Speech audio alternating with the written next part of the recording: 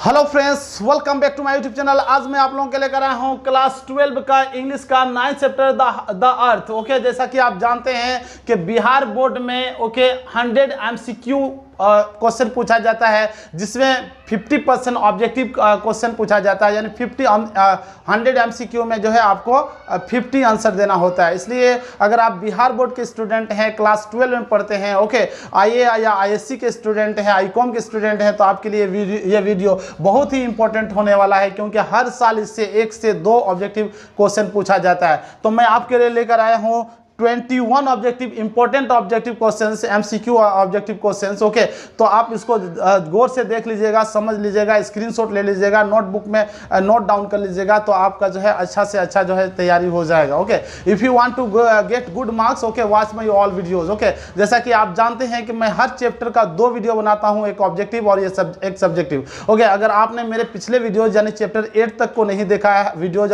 Objective और subjective वाले videos को, तो देख लेंगे, आपका अच्छा जो है प्रिपरेशन हो जाएगा एग्जाम के लिए। ओके, तो ये हमारा 9th चैप्टर है और ये MCQ है। ओके, नेक्स्ट वीडियो जो आएगा इसका और सब्जेक्टिव क्वेश्चन पर जो है जितने सारे क्वेश्चन पूछे जा सकते हैं, समरी पर हम लोग डिस्कस करेंगे। ओके, तो चलिए 1 by 1 हम लोग याद करते हैं। ओके, समझते हैं। ओके, देखिए, the earth has been written by Herbert Ernest Bates. Okay, सबसे पहला क्वेश्चन आपसे पूछा जा सकता है कि द अर्थ किसके द्वारा लिखा गया है। द अर्थ, जैसा कि नाम से ही पता चला, द अर्थ में से पृथ्वी, जमीन। ओके, के भूमि के बारे में चर्चा कर रहे हैं। कौन कर रहे हैं? हर्बर्ट अर्नेस्ट बेल्स, यानी इसका फुल नेम है। Okay, short name HE Bates कहा जाता है। ओके, इनको। ओके, तो सबसे पहला क्वेश्चन आपसे पूछा जा सकता है कि द अर्थ किसके द्वारा लिखा गया है या इसके लेखक कौन है, तो आप याद रखेंगे Herbert Ernest Bates. Okay, next one है, ओके, बोर्न, यानी HE बेल्स की बोर्न कब हुई, यानी कब पैदा हुई और कहां पैदा हुई। 16 मई 1905 इंग्लैंड में हुई। ओके, रसडेन एक जगह का नाम है इंग्लैंड में, वहीं उनकी पैदाइश हुई थी। ओके, तो सब लिखा नहीं जा सकता था, इसलिए मैंने जो है शॉर्ट में लिखा है। तो याद रखेंगे उनका पैदाइश कब हुआ था, उनका जन्म कब हुआ था? 16 मई 1905 में इंग्लैंड में। ओके, और डेड, उनकी मृत्यु कब हुई थी? ओके, तो यहाँ पे 29 जनवरी यानी 29 जनवरी, okay, 1974, okay, in UK। Okay, England में ही, united UK means United Kingdom में ही उनकी जो है मृत्यु हो गई थी। ओके, यानी एक मृत्यु हुआ था कैंटरबरी टेल्स जो है, कैंटरबरी एक जगह का नाम है, वहीं पे जो है आप कैंटरबरी टेल्स पढ़े होंगे। ओके, तो इसलिए जोफ्री चौसर के द्वारा लिखा गया था। ओके, तो कैंटरबरी एक स्थान का नाम है। ओके, टेल्स में से कहानी, तो जो है कैंटरबरी टेल का जो है मतलब कहानी के बारे में जोफ्री चौसर बताते हैं। ओके, तो उससे भी ऑब्जेक्टिव क्वेश्चन पूछा गया इस बार। अभी आप सेंटर टेस्ट जो हुआ आपका, उसमें कैंटरबरी टेल्स के राइटर कौन है उस पर लिखा गया, तो जोफ्री चौसर याद रखेंगे। तो कैंटरबरी एक जगह का नाम है, वहीं पे इनकी मृत्यु हुई थी 29 जनवरी 1974 UK में। ओके, तो याद रखेंगे कि जो है अर्थ किसके द्वारा लिखा गया? HE बेल्स के द्वारा। ओके, उनका जन्म कब हुआ? 16 मई 1905 इंग्लैंड में हुआ, रसडेन एक जगह था वहाँ हुआ। ओके, और उनकी मृत्यु हुई 29 जनवरी 1974 को। ओके, कैंटरबरी में। ओके, और UK में। ओके, 1974 में, याद रखेंगे फिगर।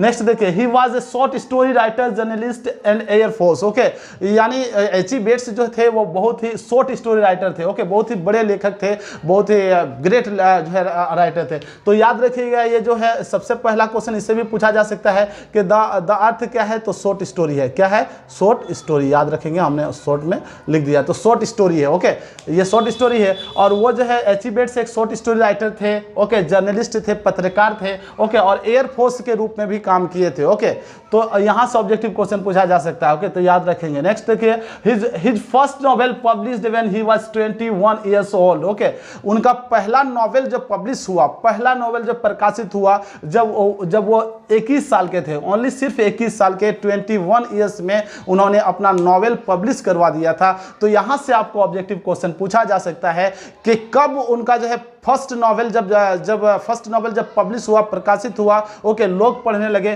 तो उनका उस समय एज कितना था? तो 21। मैंने जो है हाईलाइटेड करने के लिए अदर इंक से मार्कर से लिखने की कोशिश की है, ताकि आपको समझ में आ जाएगा। नेक्स्ट देखिए, this short story is about a farmer Johnson and his son Benji. Okay, ये स्टोरी जो है, ये द अर्थ जो है एक कहानी है, ये एक शॉर्ट स्टोरी है, और ये किसके बारे में है? एक फार्मर के बारे में, एक किसान के बारे में है, और उस किसान का नाम जॉनसन है, एंड हिज सन बेंजी, और उसका उसका एक बेटा है, उसका बेटा का नाम है बेंजी। तो याद रखेंगे आप। ओके, ये कहानी जो है द अर्थ किस पर आधारित है, किस पर जो है फुल्ली डिपेंडेंट है, तो जॉनसन और उसके बेटा जो है बेंजी, तो दोनों बाप बेटे थे, याद रखेंगे। ओके, नेक्स्ट पॉइंट को देखेंगे, the story depicts the laziness of the parents. Okay, ये स्टोरी, ये कहानी जो है H.E. बेट्स के द्वारा लिखा गया है, इसमें वो लेजीनेस ऑफ वो बताते हैं कि डेपिक्ट्स करते हैं, डेपिक्ट्स में से होता है चित्रित करना, वर्णन करना, किसके बारे में वर्णन करते हैं, the laziness of the parents, यानी पेरेंट्स की लेजीनेस को, सुस्तता को, सुस्त में से, लेजी में से सुस्त होता है, उसके आलसीपन को दिखाते हैं, लेजीनेस में से आलसीपन। ओके, माता पिता के आलसीपन,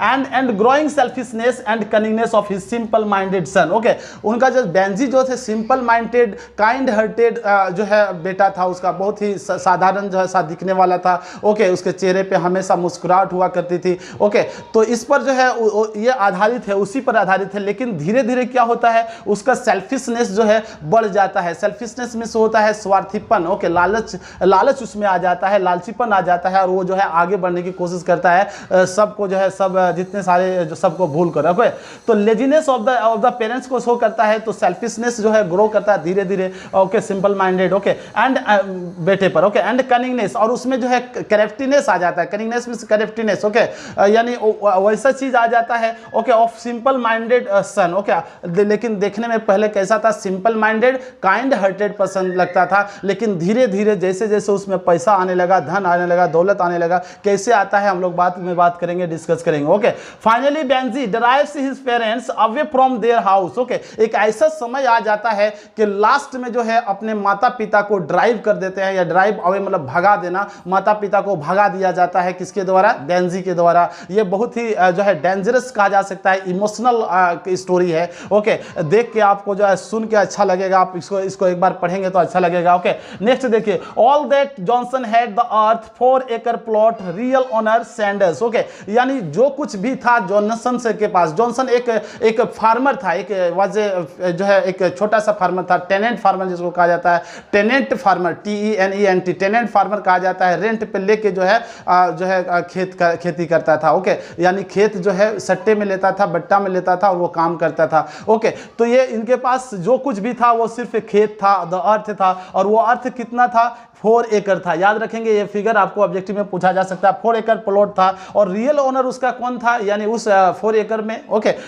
उसका रियल ओनर था। ओके, रियल ओनर सैंडर्स था। ओके, और 40 साल के लिए जो है, ईयरली जो है 40 साल के लिए जो है ले लिए थे, रेंट में लिए थे, for 40 years, rented for 40 years. तो याद रखेंगे। ओके, जॉनसन के पास जो कुछ भी था वो सिर्फ अर्थ था, जमीन था, और वो जमीन कितना था, 4 एकड़ था। ओके, रियल ओनर उस जमीन का कौन था, सैंडर्स था। ओके, और रेंटेड जो कितने साल के लिए रेंट के रूप में लिया था, ओके, भाड़े के रूप में लिया था, 40 ईयर्स। तो याद रखेंगे इस फिगर को, 40 साल के लिया था। ओके, तो यहां से ऑब्जेक्टिव आपको 3 से 4 इससे ऑब्जेक्टिव बन जा रहा है। ओके, तो पूछा जा सकता है आपसे। ओके, हर जो है पॉइंट आपके लिए बहुत ही इंपॉर्टेंट है ऑब्जेक्टिव के रूप में। ओके, नेक्स्ट देखिए, after some years Johnson realise that his sons is not right in head. Okay, कुछ दिन उसके साथ रहने के बाद ओके, जॉनसन को लगता है कि मेरा बेटा जो है और लड़कों के जैसा नहीं है। ओके, या उसका डेवलपमेंट उस तरह से नहीं हो गया है, हुआ है, या उसका ब्रेन जो है उस जो है राइट नहीं है, यानी ठीक नहीं है। ओके, क्योंकि उस एज का जितने उस एज का लड़का जो था, बेंजी के जैसा एज,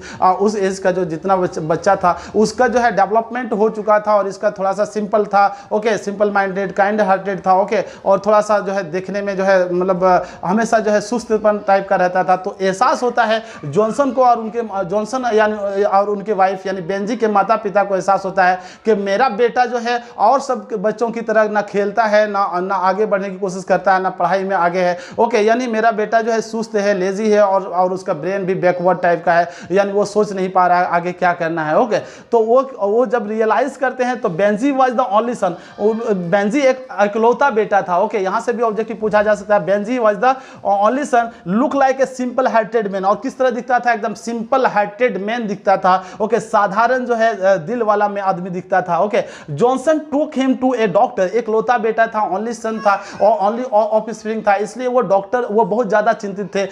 देयर पे Benjy's parents were very much worried about his his children, okay, his child, only child यानी बेंजी, ओके, कह सकते हैं बहुत ज्यादा चिंतित थे। इसलिए वो जो क्या जॉनसन क्या करते हैं, Johnson took him to a doctor, doctor के पास जॉनसन ले जाते हैं, ओके, जॉनसन अपने बेटे बेंजी को डॉक्टर के पास ले जाते हैं, okay, to checkup his mental condition, यानी चेकअप कराने के लिए मेंटल कंडीशन को, यानी उसका मानसिक जो है संतुलन या कंडीशन किस तरह का है उस पर जो है उसको चेक कराने के लिए ले जाते हैं। कहां ले जाते हैं, डॉक्टर के पास, ओके, याद रखिएगा। The doctor advise Johnson to give some occupation, okay, doctor जो है डॉक्टर के पास जब जाता है, ओके, ले जाते हैं जब जॉनसन अपने बेटे बेंजी को, तो डॉक्टर जो है देखने के बाद, चेकअप करने के बाद बताते हैं कि आप जो है ना अपना बेटा को एक ऑक्यूपेशन दे दीजिए, एक व्यवसाय दे दीजिए, एक बिजनेस दे दीजिए, कुछ बिजनेस कराइए ताकि उसका ब्रेन जो है उसका डेवलप होगा, ओके, ग्रो होगा, okay, for the development of जो है ब्रेन ऑफ हेड, ओके, इस तरह का ब्रेन का डेवलपमेंट होगा, इसलिए आप उसको कुछ ऑक्यूपेशन दे दीजिए, बिजनेस दे दीजिए, उसमें बिजी रहेगा, काम करेगा, ओके। पढ़ता लिखता था लेकिन पढ़ाई लिखाई में उसको मन नहीं लगता था, इसलिए वो कहता है वो डॉक्टर साहब कहते हैं कि आप जो है ना इनको जो है कुछ ऑक्यूपेशन दे दीजिए। चूंकि आप एक किसान हैं, आपके पास बहुत, you are a farmer, okay, because of you are a farmer, okay, एक फार्मर हैं और आपके पास बहुत सारा लैंड है, तो लैंड आपके पास है तो आपके लिए बेहतर होगा, ओके, कि आप जो है उसको एक क्या दीजिए, एक मुर्गी दे दीजिए, मुर्गी पालन करवाइए, पोल्ट्री फार्म का बिजनेस उनको दे दीजिए, ओके। तो हैंस का के लिए जो वो एडवाइस देते हैं, याद रखिएगा, डॉक्टर कौन सा ऑक्यूपेशन करने के लिए देते हैं, मतलब एडवाइस, तो हैंस रखने के लिए। नेक्स्ट देखिए, Benjy left the school at the age of 14, जब उनका जो है 14 साल का एज होता है, ओके, 14 साल के एज में स्कूल छोड़ देता है, कौन, बेंजी छोड़ देता है। तो यहां से भी ऑब्जेक्टिव क्वेश्चन पूछा जा सकता है, बेंजी जो है लेफ्ट द स्कूल कितने साल में, तो आप याद रखेंगे 14 इयर्स ओल्ड जब थे बेंजी था, उस समय जो है स्कूल को छोड़ देता है, यानी स्कूल जाना छोड़ देता है। When he left the school he had 40 to 50 hands, okay, यानी हैंड्स उसके पास जो है जब स्कूल छोड़ देता है जाने के लिए, ओके, यानी पढ़ाई जब छोड़ देता है तो उसके पास कितना होता है, 40 से 50 जो है हैंड्स हुआ करता है, यानी हैंड्स यानी मुर्गियां होता है। तो यहां से भी आपको ऑब्जेक्टिव पूछा जा सकता है कि 14 साल की उम्र में जब स्कूल छोड़ता है बेंजी तो उसके पास कितने सारे मुर्गियां थी, तो 40 से 50, 40 और 50, 40 या 50 हैंड्स, ओके। नेक्स्ट देखिए, his hands we are producing 200 eggs a week, in a week होता लेकिन स्पेस कम था इसलिए जो है मैंने लिखा ए वीक, ओके, यानी उसकी मुर्गियां जो थी, ओके, प्रोड्यूस करती थी, उत्पादन करती थी एक वीक में वन वीक में, ए वीक में 200 एग्स। तो यहां से भी ऑब्जेक्टिव पूछा जा सकता है कि बेंजी का जो है मुर्गी एक सप्ताह में, एक वीक में कितने सारे अंडे देती थी, तो याद रखेंगे 200 एग्स, ओके। नेक्स्ट देखिए, all the time he war simple smile on his face, okay, हमेशा उसके चेहरे में जो है हमेशा वॉर हुआ था, वॉर मीन्स होता है पहना हुआ होना, okay, war, okay, war means पहना हुआ होना, हमेशा चेहरे पे एक मुखड़ा टाइप का लगाए हुए थे, मतलब मुस्कुराहट को कहा जा रहा है, लगाया हुआ है, ओके, यानी वो स्माइल हमेशा उसके चेहरे में एक स्माइल हुआ करती थी, ओके, वो और सिंपल दिखने में लगता था ऑन हिज फेस, ओके, और काइंड हार्टेड दिखता था, सिंपल माइंडेड दिखता था। तो आप लिख सकते हैं all the time he war simple smile या सिंपल हार्टेड, ओके, या काइंड हार्टेड, ओके, या simple minded on his face, इस तरह का, तो यहां से आप याद रखेंगे। नेक्स्ट देखिए, Benjy kept his hands in a wire coop, okay, back of his house, okay, यानी वो बेंजी जो है अपने हैंड्स को कहां रखता था, एक वायर कूप में रखता था, ओके, और back of his house, at the back of his house, okay, अपने घर के पिछवाड़े में, at the back of his house, यहां से याद रखिएगा बेंजी कहां रखता था, एक वायर कूप में। आप जानते हैं कि पोल्ट्री फार्म में जो है वायर कूप में ही रखा जाता है उसको, ओके, हैंड्स को, तो वो अपने घर के पिछवाड़े में रखता था क्योंकि उनका घर बहुत बड़ा था, ओके, और जगह वहीं पे प्लॉट था 4 एकड़ का। नेक्स्ट देखिए, एट फर्स्ट ही केप्ट 10 और a dozen of all colors and breeds, breed से भी यहाँ लिख सकते हैं, ओके, यानी सबसे पहले जो है बेंजी ने 10 या एक दर्जन, ओके, जो है मुर्गी रखा, ओके, 10 या 1 दर्जन, 10 से 12, यानी 10 से 12 रखा, और of all colours, her colour के, हर रंग के, हर नस्ल के, ओके, हर नस्ल के भी याद रख सकते हैं, ऑल ब्रीड्स मींस नस्ल होता है। नेक्स्ट देखिए, Benjy understood, okay, Benjy understood his hands, okay, hands are kept only for laying eggs, okay, यानी पहले बेंजी को लगा कि हमको जो हैंड्स मेरे पापा ने दिया है, जॉनसन ने डॉक्टर के कहने से, ओके, तो मेरे पापा ने दिया है सिर्फ अंडा देने के लिए दिया है, ओके, कि अंडा देगा और हम लोग खाएंगे पिएंगे ऐश करेंगे, ओके, ऐसा उनको लगता था, क्योंकि वो लेजी था। ओके, पहले पहले ऐसा लगता था, लेकिन धीरे धीरे क्या होता है, धीरे धीरे उनका बिजनेस जो है बहुत ज़्यादा बढ़ जाता है। ओके, धीरे धीरे वो एक मुर्गी 10 से 12 मुर्गी, फिर 50 मुर्गी, फिर 60, फिर धीरे धीरे वो बड़ा आदमी बन जाता है, उस एरिया का, उस क्षेत्र का सबसे धनी आदमी बन जाता है। कौन? बेंजी सबसे धनी आदमी बन जाता है। और जब वो बेचता है, मार्केट में सेल करता है, तो बहुत ज़्यादा जो है पैसा हो जाता है। तो उस पैसा को उसको माता पिता खर्च नहीं करते थे, क्योंकि उनको लगता था कि मेरा इकलौता बेटा है। ओके, बेंजी तो और सिंपल माइंडेड है, और जो है थोड़ा सा मतलब उस तरह का माइंड नहीं है, एक्स्ट्रा ऑर्डिनरी नहीं है, इसलिए एक एक पैसा जो है बचा कर सेव करके उसके पासबुक में रखता था। पैसा जो है जमा करके बेंजी के लिए रखते थे उसके माता पिता। ओके, किसके लिए रखते थे? पासबुक में जमा करते थे। जो भी पैसा आता था, जो भी फायदा, प्रॉफिट, एडवांटेज होता था, ओके, उस पर जो भी लाभ होता था, उस पैसे को जो है पासबुक में रखते थे। ओके, पासबुक में किसके लिए रखते थे? उसके माता पिता बेंजी के लिए रखते थे। ओके, नेक्स्ट देखिए, His parents held a ceremony when he was 21। एक बार होता क्या है, 14 साल की उम्र में छोड़ देता है, वहीं से बिजनेस शुरू करता है। लगभग 7 साल के बाद जो है, लगभग 7 साल के बाद एक उसके माता पिता को लगता है कि एक सेरेमनी होना चाहिए, एक पार्टी होना चाहिए, एक प्रोग्राम होना चाहिए। तो एक प्रोग्राम रखते हैं। किस समय रखते हैं? जब उनकी उम्र 14 साल हो जाती है, 21 साल होती है, 21 ईयर्स होती है। तो उस समय क्या रखता है?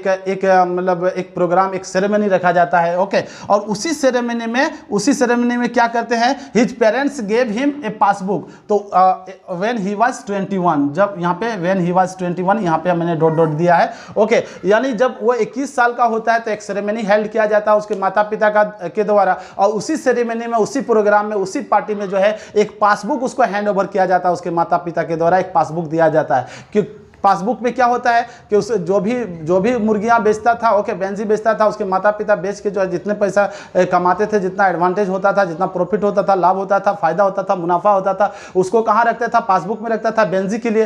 तो 21 साल की उम्र में जब पार्टी दिया गया, यानी एक पार्टी, एक प्रोग्राम, एक सेरेमनी हुआ, तो उसी में जो है 21वां साल में उनको क्या दिया गया? एक हैंड ओवर किया जाता है, एक पासबुक। और उस पासबुक में देखिए, तो यहाँ से भी आपको क्वेश्चन पूछा जा सकता है कि उसके माता पिता ने जो कब सेरेमनी हेल्ड किया? तो 21 साल की उम्र में। ओके, और कब पासबुक दिया? तो 21 साल की उम्र में, याद रखिएगा। Okay, his passbook had more than 230 pounds. Okay, और उसके पासबुक में जब जमा कलेक्ट कर करके, सेव कर करके, ओके, उसके माता पिता ने, ओके, कितना रखा था? 230 पाउंड से ज्यादा पैसा उस पासबुक में था। ओके, तो वो अमीर आदमी ऑटोमेटिक बन जाएगा, he will become a wealth man, okay, rich man. Okay, देखिए नेक्स्ट देखिए, बेंजी सेट हिज, ओके, आगे देखिए, Benjy purchased land from Mr Whitmore, okay, और सैंडर्स। देखिए यहाँ पे आप देखिए, एक सिंपल हार्टेड माइंड था। ओके, एक साधारण माइंडेड आदमी था, लेकिन जैसे ही पैसा कमाने लगता है, जैसे जैसे पैसा कमाने लगता है, डेवलप करने लगता है, तो उसका ब्रेन भी डेवलप हो जाता है। जो उसके मम्मी पापा पैसा देते हैं 230 पाउंड से अधिक, ओके, पासबुक में होता है, उस पासबुक से पैसा निकाल के जमीन खरीद लेता है। बहुत बुद्धिमान हो गया, he become very wise man. Okay, अब वो he can take decision, okay, he can take decision easily. Okay, अब वो डिसीजन आसानी से ले सकता है कि व्हाट टू डू और what not to do. Okay, तो यहाँ होता क्या है, बेंजी जो है विटमोर और सैंडर्स से, विटमोर से भी खरीद लेता है और सैंडर्स से भी खरीद लेता है। सैंडर का प्लॉट था, ओके, किसका प्लॉट था? सैंडर का प्लॉट था। ओके, धीरे धीरे वो जाता है। ओके, तो बेंजी जो है बहुत ज्यादा स्मार्ट हो गया है। अब he can take any kinds of decision, okay, what to do और what not to do. Okay, तो उसके माता पिता जब उनको पैसा देते हैं, जो पासबुक देते हैं, उसमें 230 पाउंड होता है। उस जो है मनी से, उस पैसे से, उस पाउंड से जो है खरीद लेता है, लैंड खरीद लेता है। किससे? विटमोर से खरीदता है। तो ध्यान रखिएगा, याद रखिएगा, किससे खरीदता है?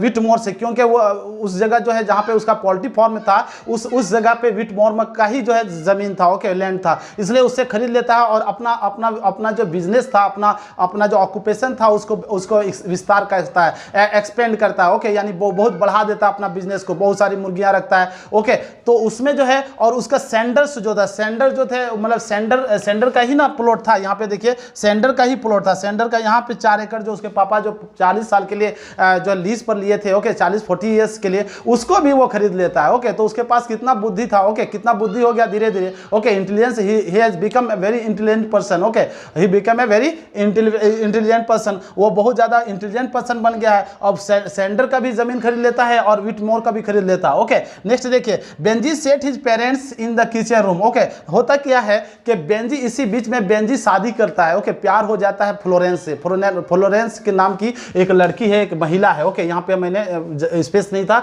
इसलिए लिखा है। Okay, Benji marriage Florence, Florence से प्यार हो जाता है, अपने जगह पे काम करवाता है, अपने पोल्ट्री फार्म में जो उस लेडी को जो है एक काम करवाता है, जॉब करवाता है। ओके, और उसमें उससे धीरे धीरे उससे प्यार हो जाता है और उससे शादी करना चाहता है। लेकिन उसके मम्मी पापा जो है उसको देख कर कहते हैं नहीं यार, ये तो मतलबी टाइप की लगती है, सेल्फिश लगती है। ओके, एरोगेंट लगती है और घमंडी लग रही है, इससे शादी करना ठीक नहीं रहेगा। लेकिन बेंजी कहता नहीं, हम शादी करेंगे तो इसी से करेंगे। ओके, उसके यानी माता पिता के विल के खिलाफ, यानी उसके इच्छा के खिलाफ उससे शादी कर लेता है। और जैसे ही शादी करता है तो उसको जब अपने घर लाता है तो उसको जो मम्मी पापा उसके एक रूम में रहते थे, बड़े से रूम में रहते थे, उनको जो है वहाँ से हटा दिया जाता है कि अब जो है यहाँ से हटिए, किचन रूम में उन लोगों को शिफ्ट किया जाता है। इसलिए मैंने लिखा Benji set his parents in the kitchen room first. सबसे पहले शादी करके लाता है तो उसकी वाइफ कहती है ये रूम मेरे लिए सफिशिएंट नहीं है, उस मम्मी पापा को जो है ना, मम्मी पापा के रूम में हम लोग सोएंगे और उसको जो है किचन रूम में जो है सेटअप कर दो। तो दोनों को सेटअप कर दिया जाता है। ओके,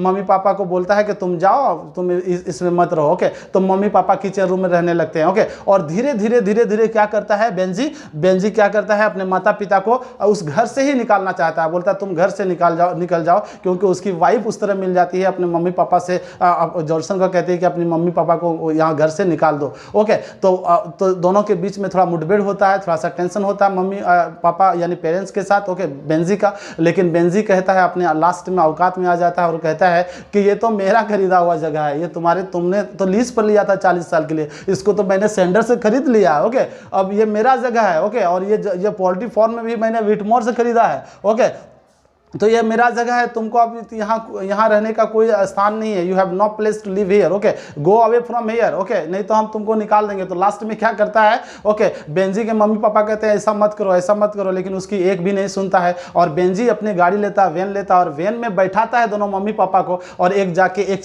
पेवमेंट में उतार देता है। ओके, यहाँ पे Benjy set his parents in the kitchen room पहले करता है and then left them near pavement के सामने जाके उतारता है मम्मी पापा को। थोड़ा सा भी वहाँ अपना शिष्टाचार नहीं दिखाता है, अपना जो है इमेज, अपना शो, अपना यानी कैरेक्टर नहीं दिखाता है। मम्मी पापा पर जरा सा भी रहम नहीं आता है, गाड़ी से उतार देता है और फिर गाड़ी घुमा के अपने घर की ओर आता है। तो उस समय एक पल के लिए भी एक नज़र भी नहीं देखता है, एक नज़र के लिए भी उसको नहीं देखता मेरे मम्मी पापा को। इस तरह से ऐसी बेट से हमें बताना चाहते हैं कि आजकल के आधुनिक एज के बच्चे किस तरह होते हैं। जैसे ही पैसा होने लगता है, ओके, मम्मी पापा धीरे धीरे पैसा कमा के उसके लिए सेव करते हैं। ओके, जब वक्त निकल जाता है तो धीरे धीरे क्या होता है, बेटा बड़ा हो जाता है, बेटा बेटी बड़े हो जाते हैं। उसके बाद डिसीजन खुद लेने लगते हैं, अपने स्तर से शादी करने लगते हैं। ओके, और फिर जो है अपने इच्छा के खिलाफ जाकर शादी कर लेते हैं और फिर जो है मम्मी पापा को ड्राइव कर देते हैं, घर से बाहर निकाल देते हैं। ऐसा नहीं होना चाहिए,